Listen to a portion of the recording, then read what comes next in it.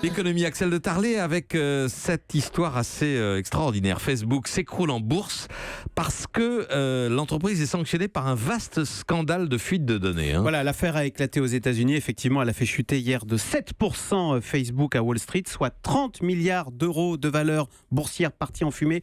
C'est quand même l'équivalent d'une entreprise comme Renault ou EDF. Alors, cette histoire, nous sommes en 2014. Un soi-disant universitaire propose sur Facebook de faire des tests de personnalité moyennant rémunération. Près de 300 000 personnes vont participer à ces tests de personnalité. Et en fait, ce pseudo-universitaire va ainsi récupérer non seulement les données personnelles de ces 3000 participants, 300 000, oui, mais aussi de tous leurs amis, de tous leurs contacts sur Facebook, soit en tout 50 millions de profils Facebook, donc goût, sexe, religion, appartenance politique, adresse, etc. Et tous ces profils Facebook seront ensuite récupérés par l'entreprise Cambridge Analytica qui en fera un usage à des fins politiques. Et pour cause, qui est le vice-président de cette entreprise, Cambridge Analytica ?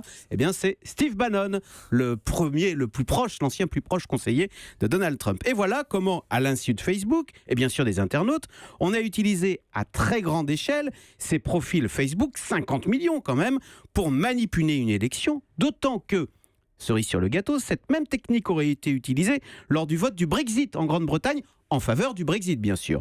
Eh bien, c'est là un exemple flagrant et massif de ce dont on parle depuis des années, à savoir l'utilisation à notre insu des données personnelles à des fins commerciales et politique. Affaire qui a fait réagir nombre de politiques aux États-Unis et en Europe. La commissaire européenne en charge des données personnelles s'est dite horrifiée. Eh bien oui, parce que ça montre l'incapacité de Facebook et des médias, des réseaux sociaux en général, à protéger, à maîtriser nos données personnelles, nos données privées.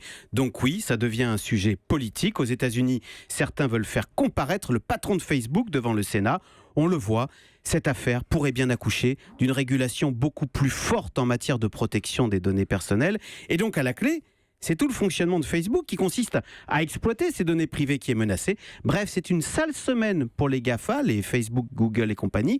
En Europe, on veut davantage les taxer. Aux États-Unis, on veut davantage les réguler. Après des années de laisser-faire, on le voit, ils vont devoir rentrer dans le rang.